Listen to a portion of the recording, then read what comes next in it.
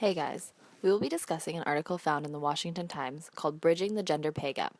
I'm Kiana Gloss, and my group members are Ricardo Richmond, Brandon Stanford, Mark Dalladay, Jesse Squirrel, and Sadiq Haji.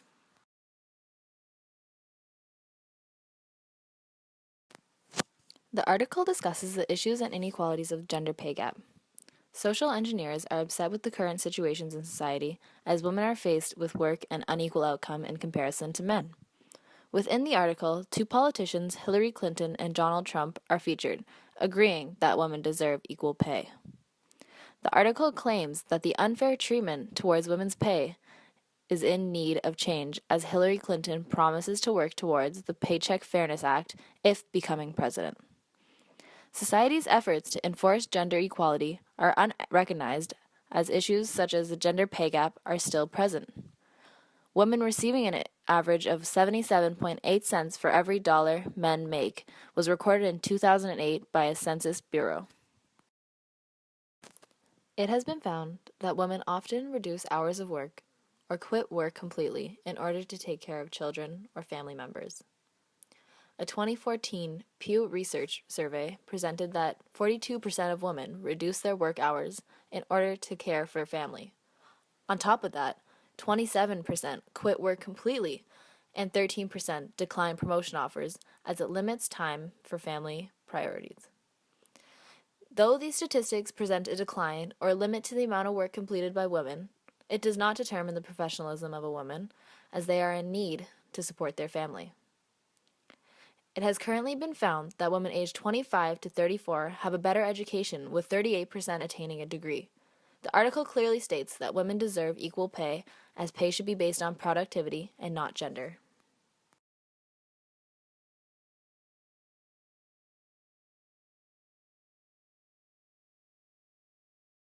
I'm Jesse Squirrel. Brandon Sanford and I are going to be talking about the functionalism theory and how it relates to our article. First of all, the functionalism theory takes its origins from Emily Durkheim and basically interprets each part of society in terms of how it contributes to the stability of the whole society. So each part of society works together to keep the society as a whole stable.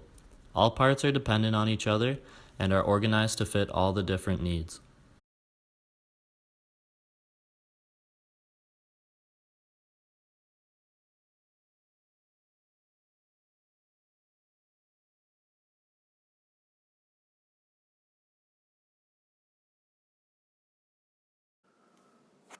For many, many years, it has been the norm for women to be stay at home housewives and watch over the household while the man leaves for work, as he is the main source of income within that family. This dates back to the early 19th century when women would stay at home and watch over the house and the family while the husband would be at work in the farm or within the city, making the money the family needs to be able to sustain themselves. In today's age, women make almost half of the labor force. The majority of women now go to school and are more successful in their academic achievements than men. With inflation, women have to disregard the traditions of being a housewife and start working to take care of themselves and or their families. More and more women are entering male-dominant sectors such as medicine, engineering, and business, to name a few. Over the years, there have been many changes, and these changes represent the new stability of society.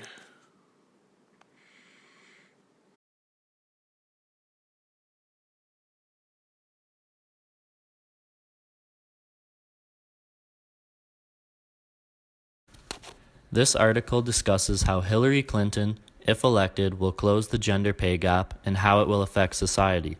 Aspects that are consistent to the editorial are that it describes the roles of each gender in society. It also displays that women also take place in the workforce. A quote from Washington Times says, "Men and women are partners in the family, not competitors and adversaries as some radicals want to make them." A partnership in the workplace naturally means equal pay for equal work. This quote shows the new stability in society.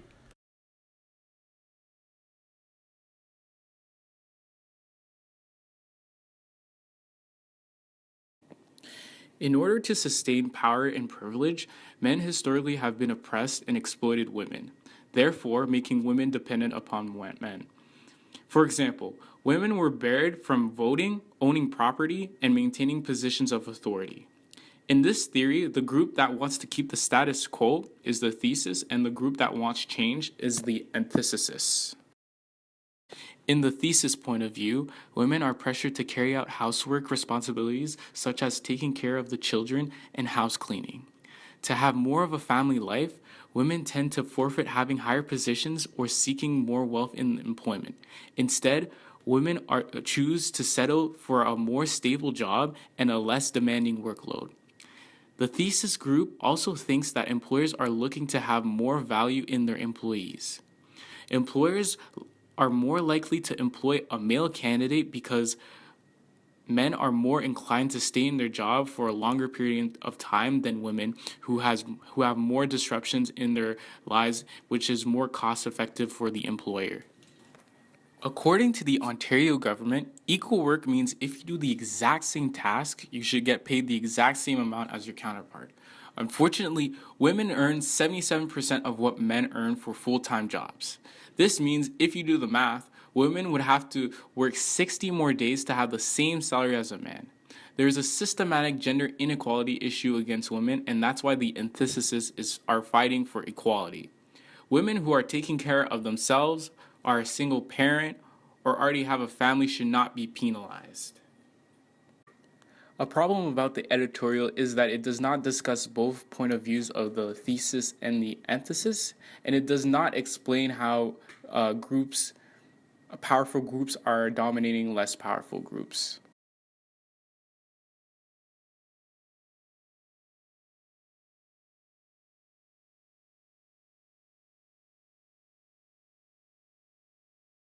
Throughout our childhood, we learn the different roles that females and males play in a society. We are taught what it means to be masculine and feminine. The gender roles that we are taught as we grow up dictate the type of role we will play in society as we mature and start our own life. These gender roles are most commonly received through school, family values, peers, and the media. In the early 1900s, women were grown up with the idea that they are to stay at home as housewives and to be nothing more than loving mothers. However, as time elapsed and society changed, so did our definition of how women are supposed to conduct themselves in a society. In the early 1900s, women began to fight for the right to vote, the ability to form their own career in a workplace.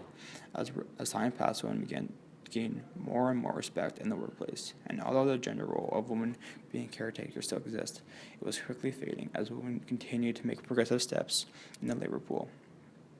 Even with all the mountains women had to climb to get to where they are today, they still have to climb a little more to truly gain equal rights and wages in the workforce. The reason behind the steep mountains that women need to climb is a result of the underlying gender roles that's affiliated between females and males. Females are still seen as a nurturing and supporting figure, whereas men are seen as a strong, intellectual, working man who's supposed to support his family. The growth of an individual is a key theme in the evolution of women in the workforce and their will to fight for the same rights as men. The wage gap has formed a boundary where many women are unable to cross. They're held back as a result of the gender role associated with them. The difference in the wage gap is how they contributed to the gender roles we play, especially in the role of a parent. Women and men both have their own role in a family. In a paper out of the University of Iowa, it stated the gender wage gap has resulted in explanations that focus on the primacy of the work role for men and the primacy of the family roles for women.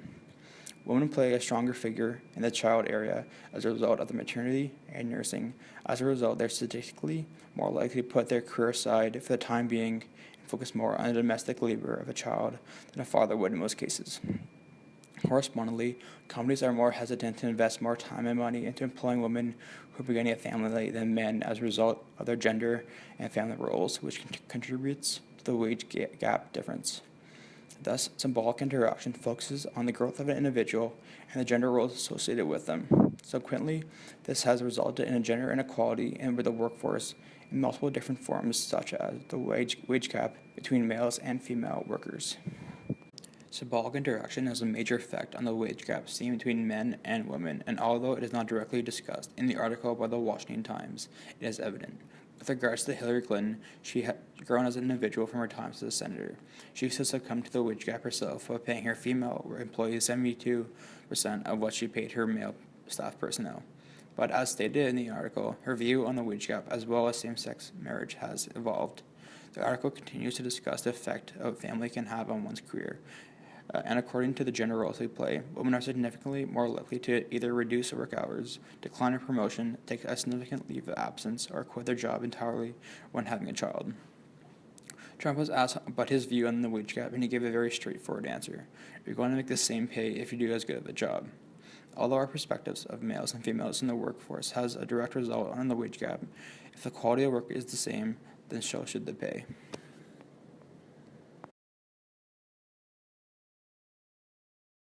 The Washington Times editorial sadly has tremendous amounts of logical fallacies. The editor brings up an abundant amount of strawman arguments, personal attacks on Hillary Clinton, and has inconsistencies that distort the main issue of social inequality's effect on women in the workforce. These fallacies hurt the writer's argument, which is that the gender wage gap is not a serious problem and is improving in today's society. The Washington Times editorial claims social engineers do not understand that equal pay is contingent on equal work, which implies that social engineers want women to work less or not need to produce as much and still get paid the same amount as their male counterparts.